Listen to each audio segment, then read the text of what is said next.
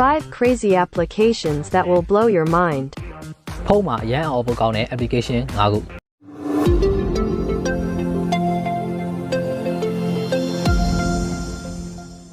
အားလုံးပဲမင်္ဂလာပါ idea knowledge share ရေးမှာပြန်လည်ကြိုဆိုပါရစေကျွန်တော်ကတော့ IDK ပါဒီကနေ့မှာတော့ဖုန်းမှာအရန်အောင်ဖို့ကောင်းတဲ့ application 5 ခုအကြောင်းမိတ်ဆက်ပေးသွားမှာဖြစ်ပါတယ်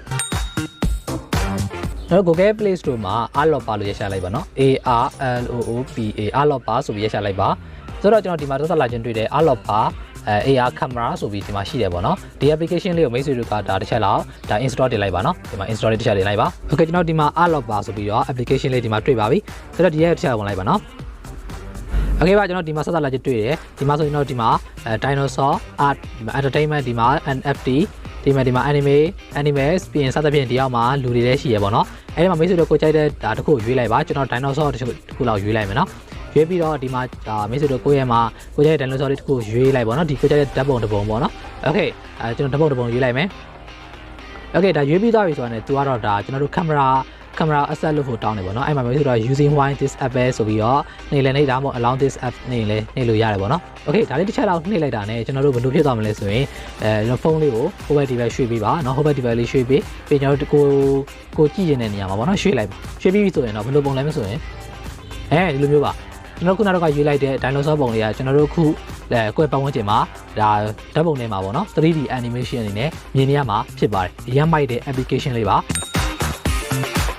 okay ကျွန်တော်တို့ Google Play Store မှာ don't touch my phone လို့ကျွန်တော်တို့ရိုက်လိုက်ပါ okay ဒီမှာဆက်လက်ချင်းတွေ့တယ်ဒီမှာ don't touch my phone ဆိုပြီးတော့ဒီ application လေးကိုမိတ်ဆွေတို့ဒါ install တင်လိုက်ပါနော် okay ဒီမှာကျွန်တော်ဒီမှာ don't touch my phone ဆိုတဲ့ application လေးရပါပြီအဲ့ဒါကိုတစ်ချက်လောက်ဝင်လိုက်မယ် next okay ဒါလေးကိုကျွန်တော်တို့ဘယ်လိုလုပ်ကြလဲဆိုရင်သူကဒီမှာ start လို့နှိပ်လိုက်တာနဲ့ကျွန်တော်တို့ကကိုထားမယ်ဖုန်းကျွန်တော်တို့တနေရာမှာတက်ထားလိုက်မယ်အဲ့ခါကျတော့လူတစ်ယောက်ကလာပြီးကိုဖုန်းလာကိုင်းမဲ့အခါမှာအလန့်ပေးမှာဖြစ်တယ်ဒါတွေ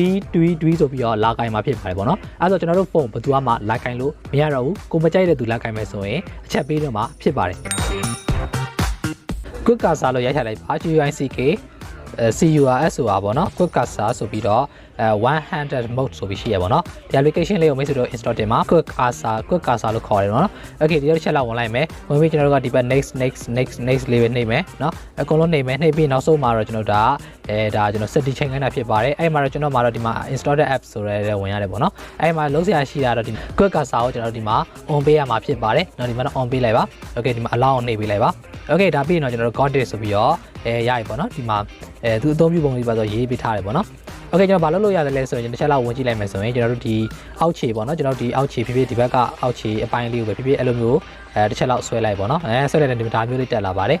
တက်လာပြီးရင်ကျွန်တော်တို့ကိုဖွင့်ကျင်တဲ့အော်ကျွန်တော်ကဒီမှာလက်တစ်ချောင်းလေးနဲ့ကျွန်တော်တို့ဖွင့်လို့ရပြီပဲဖြစ်တယ်ပေါ့နော်ကျွန်တော်တို့ကဒီအောက်မှာပဲဒီအဖူကိုပဲလိုက်ဆွဲနေရမယ်ခုနကတော့ထွက်လာတဲ့အဖူပေါ့နော်ဒီအဖူလေးပဲဆွဲနေရမယ်ဆွဲပြီးတော့ကျွန်တော်တို့ကသူ့ရဲ့မှာအပေါ်ကတော့ဒီထိတ်ကလေးမှာပေါ့နော်ဒီထိတ်ကလေးမှာကျွန်တော်တို့လုပ်လို့ရမှာဖြစ်တယ်ပေါ့okay ဒါကျွန်တော်စပြီးထွက်လို့ရမယ်တနေရာပေါ့နော်အရန်အောင်ဖို့ကောင်းပါတယ်ဆိုတော့ဒီဆိုလိုက်လို့ကြည့်ပါ okay ကျွန်တော်ဒီမှာ Remini AI photo ဆိုတဲ့ application လေးကိုမိတ်ဆွေတို့ download ဆွဲလိုက်ပါပြီး install လေးတင်လိုက်ပါနော်ဒီ application လေးထဲမှာကျွန်တော်ဒီမှာ Remini ဆိုတဲ့ဟာလေးရောက်လာပြီပေါ့နော်ဒါလေးချက်လောက်ဝင်လိုက်ပါမပြီးသားပြီဆိုရင်ကျွန်တော်ဒီမှာ get started ကိုနေရမှာဖြစ်ပါတယ် started နေပြီးတော့ကျွန်တော်ဒီချက်လောက်ဒါ slide show လေးနဲ့ဆွဲလိုက်ပါနော် okay ကျွန်တော်ဒီမှာတစ်ချက်ဆွဲလိုက်မယ်ပြီးဒီမှာ give access to photo ဆိုတာနှိပ်လိုက်ပါ allow နှိပ်လိုက်ပါokay ပြီးရင်ကျွန်တော်တို့ဒါကို image တစ်ခုကျွန်တော်ရွေးလို့ရမယ်ပေါ့နော်ကျွန်တော်ဓာတ်ပုံတစ်ပုံရွေးလိုက်ပါမယ်ရွေးပြီးရင်သူကတော့ဒီမှာ enhance ရဲ့ဒီမှာ pro ဆိုပြီးရှိရပေါ့နော်ဒီမှာသူကတော့ကျွန်တော်ပထမဆုံးအမဲအပေါ်ဟာလေးနှိပ်ပေးလိုက်တော့ညောင်စက္ကန့်30လောက်ကြည့်ပေးရပါတယ်ကြည့်ပေးပြီဆိုရင်တော့ကျွန်တော်တို့ဒါပြင်လို့ရမှာဖြစ်တယ်ပေါ့နော်ဒီမှာ before နဲ့ after ဆိုတာရှိရပေါ့နော်နှစ်ပိုင်းပေါ့နော်အဲ့မှာကျွန်တော်တို့ကဒါဒီအလဲရမြင်းချောင်းလေးကိုတစ်ချက်လောက်ဆွဲပြီးတော့ကျွန်တော်ဒါဆိုရင် before back ကိုဖြစ်ပါတယ်ဒါဆိုရင်ဒါကျွန်တော်တို့ပြောင်းကျင်နေဆိုရင်ပြောင်းလိုက်မယ်ပေါ့နော်အဲ့ဆိုကျွန်တော်ဒီမှာမျက်နှာလေးကြည့်ထားလိုက်မျက်နှာဆိုဒီဘက်ကမျက်နှာဒီမှာ before back မှာဆိုရင်ဒါအရန်မှုန်နေပေါ့နော်ဒီဘက် after back ကိုကြည့်ပြန်ပြောင်းကြည့်လိုက်မယ်ဆိုရင်ဒါဆိုရင်အရန်ကြည်တောက်သွားတဲ့အခြေအနေဖြစ်သွားတယ်ပေါ့နော်ပြီးရင်တော့ကိုသဘောကျပြီဆိုတာနဲ့ကျွန်တော်တို့ဒီဘက်က save လေးတစ်ချက်လောက်နှိပ်ပေးလိုက်ပါ okay save ပြီးတော့ကျွန်တော်ဒီကို set ထဲမှာဖြစ်တဲ့အတွက်ဒီမှာ save လေးနှိပ်ရမှာဖြစ်ပါတယ် save သွားပြီပဲဖြစ်ပါတယ်ပြီးတော့ဒီမှာ D1 တန်းလေးတစ်ချက်လောက်နှိပ်လိုက်မယ်ပေါ့နော် okay ပါဒါဆိုရင်ကျွန်တော်တို့ဒါset ထဲ save သွားပြီပဲဖြစ်ပါတယ်ဒီ calculator ဆိုတဲ့ application လေးဒီမှာပေါ့နော်ဒီမှာ calculator log gallery ဆိုတဲ့ဟာဒီ application လေးရှိပါတယ်ဒါလေးမိတ်ဆွေတို့ကဒါ install လေးတင်ပေးလိုက်ပါနော်ပြီးတော့ဒီမှာ calculator ဆိုတဲ့ application လေးရပါပြီဒီ application လေးချက်လောက်ဝင်လိုက်မယ်ဒီ calculator ဆိုတာကကျွန်တော်တို့ဒါဒီမှာကြည့်မယ်ဆိုရင်တော့ဒါရိုးရိုး calculator အတိုင်းပဲပေါ့နော်ဒီမှာကျွန်တော်ဒီမှာ4နဲ့5တဲ့ပေါင်း equal နဲ့9ရတယ်ပြီးရင်9 9နဲ့9နဲ့ပေါင်းညီမချင်း30ဒါစသဖြင့်ဒီလိုမျိုးပဲရတယ်ပေါ့နော်အဲ့မှာကျွန်တော်ဒီမှာ password ဆိုပြီးတော့ add digit ဆိုပြီးတော့ရေးခိုင်းပါတယ်ဒါမိတ်ဆွေတို့ကိုချိန်တဲ့ password ရေးလိုက်ပေါ့နော် password မမှားပါသေးနဲ့ပြီးညီမချင်းလေးနေလိုက်ပေါ့နော် okay ဒါဆိုရင်ဒါကျွန်တော်တို့ဒါ password ရပါပြီအဲ့မှာကျွန်တော်ဒီမှာ okay 1 2 3ဒါကျွန်တော်ခုနကတော့ရေးခဲ့တဲ့ password ပြီးမှန်ခဲ့တယ်ဆိုရင်ဒါခုနရေးတဲ့ password မှန်တယ်ပြီးညီမချင်းနှိပ်ကြည့်လိုက်မယ်ဆိုရင်ဒါဆိုရင်တော့နောက်ထပ်ကျွန်တော်တို့နောက်ထပ်ဒါ phone space တစ်ခုကိုရောက်သွားပါတယ်ဒီ space ထဲကိုကျွန်တော်တို့ဝင်ဖို့အတွက်ဆိုရင်ခုနကတော့က